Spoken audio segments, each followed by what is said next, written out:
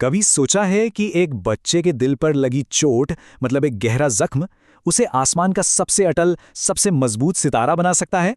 आज हम ध्रुव की ऐसी एक असाधारण कहानी में उतरने वाले हैं। ये एक ऐसी गाथा है जो हमें सिखाती है कि कैसे कभी-कभी अपमान की आग में तप कर भी अमर हुआ जा सकता है। और पूरी कहानी की शुरुआत होती है इन्हीं चुभते हुए शब्दों से। जरा सोचिए, ये शब्द एक माँ ने अपने सौतेले बेटे से कहे थे, और बस इसी एक वाक्य ने पूरी कहानी का, कह सकते हैं कि इतिहास का, रुख ही मोड़ कर रख दिया। तो सवाल ये उठता है कि आखिर ये शब्द कहे कहाँ गए और क्यों? खैर, इसका जवाब मिलता है हमें राजा उत्तानपाद के दरबार में, एक ऐसी जगह पर जहां एक बहुत ही मासूम सी इच्छा को बड़ी बेरहमी से कुचल दिया गया था। तो कल्पना कीजिए, एक 5 साल का छोटा सा राजकुमार है ध्रुव। वो देखता है कि उसका सौतेला भाई उत्तम अपने पिता राजा उत्तानपाद की गोद में बैठा है। उसके नन्हे से मन में और कुछ नहीं, बस एक सीधी साधी सी इच्छा है कि उसे भी अपने पिता का वही प्यार मिले, वो भी उनकी गोद में बैठे, बिल्कुल अपने भाई की तरह। लेकिन इस मासूम सी चाहत का जवाब एक जहरीले अपमान से मिलता है। जैसे ही ध्रुव आगे बढ़ता है, उसकी सौतेली माँ रानी सुरुचि उसे सबके सामने, पूरे भरे दरबार में झिड़क देती हैं और कहती है कि राजा की गोद पर सिर्फ उसका अधिकार है जो उसकी कोख से जन्मा हो। और बस यहीं से कहानी एक बहुत ही अहम मोड़ लेती है। ध्रुव का वो जो दुख था ना, वो बदले की आग में नहीं, बल्कि उससे कहीं ज्यादा बड़े एक मजबूत संकल्प में बदल जाता है। भरे दरबार में हुए इस अपमान से दिल टूट जाता है उस बच्चे का। वो रोता हुआ सीधा अपनी माँ रानी सुनीति के पास भागता है। सोचकर देखें, वो पल किसी भी माँ के लिए कितना कितना मुश्किल रहा होगा अपने बच्चे को इस हाल में देखना। लेकिन देखिए, सुनीति ने यहाँ क्या किया।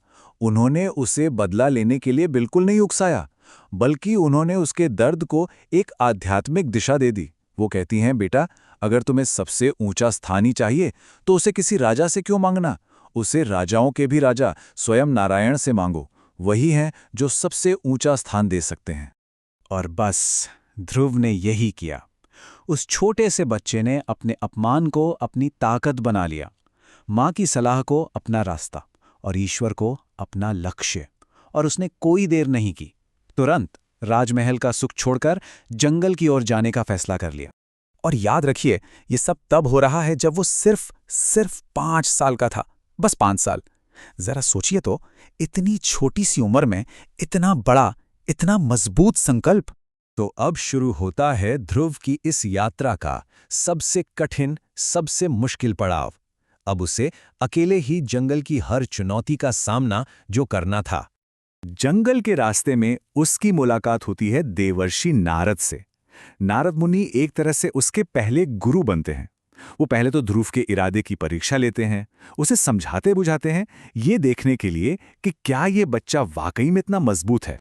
लेकिन जब नारद ध्रुव की अटूट, बिल्कुल न डिगने वाली दृढ़ता देख लेते हैं तो वो बहुत प्रभावित होते हैं। फिर वो उसे सिर्फ रास्ता ही नहीं दिखाते, बल्कि उस रास्ते पर चलने के लिए सबसे शक्तिशाली साधन, सबसे जरूरी चीज भी देते हैं, एक दिव्य मंत्र। और वो मंत्र था ओम नमो भगवते वासुदेवाय। बस यही मंत्र ध्रुव की तपस्या का, उसके ध्यान का केंद्र बन गया। उसकी पूरी चेतना, उसकी हर एक सांस अब इसी मंत्र में सिमट गई थी। इसके बाद महीनों तक ध्रुव ने ऐसी कठोर, ऐसी कठिन तपस्या की जिसकी कोई कल्पना भी नहीं कर सकता। कहते हैं कि उसका ध्यान इतना गहरा, इतना तीव्र था कि उसकी ऊर्जा से पूरे ब्रह्मांड में कंपन होने लगा। तीनों लोकों का संतुलन बिगड़ने लगा और देवता भी चिंतित हो उठे।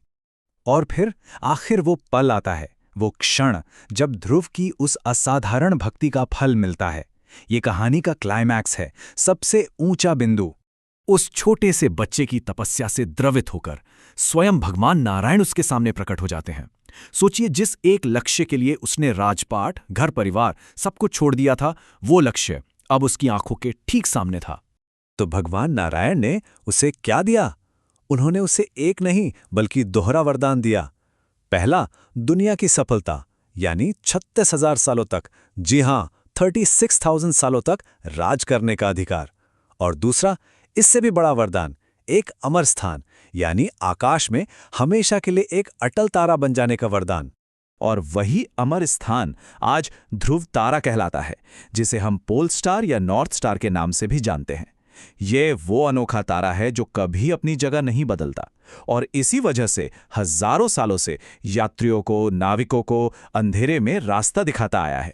तो चलिए अब इस पूरी यात्रा को एक साथ देखते हैं। ये कहानी हमें सिखाती क्या है? ये एक सफर है जो अपमान से शुरू होता है और अमरत्व पर जाके खत्म होता है। ध्रुव का ये जो बदलाव था, ये सच में अद्भुत है। देखिए, जो कभी एक तिरस्कृत राजकुमार था, आज वो ब्रह्मांड का मार्गदर्शन करने वाला एक अटल तारा है। जो बच्चा सिर्फ अपने पिता की गोद चाहता था, उसे आज पूरे ब्रह्मांड में सबसे स्थिर स्थान मिला हुआ है। एक ऐसा स्थान जो हमेशा सबको दिशा दिखाता है। तो इस पूरी कहानी का सार क्या है, इसका निचोड़ क्या है? बस यही कि जीवन का सबसे गहरा अपमान, सबसे बड़ी चोट भी हमारी सबसे बड़ी ताकत बन सकती है। शर्त बस इतनी है कि हम उस दर्द से पैदा हुई ऊर्जा को एक सही दिशा दे दें। और आखिर में ये कहानी हम सबके लिए एक सवाल छोड़ जाती है, एक ऐसा सवाल जिस पर सोचना जरूरी है कि हमारे जीवन का वो कौन सा तिरस्कार या कौन सी चोट है जिसे हम भी अपनी सबसे बड़ी शक्ति का स्रोत बना सकते हैं। इस पर सोचिएगा जरूर।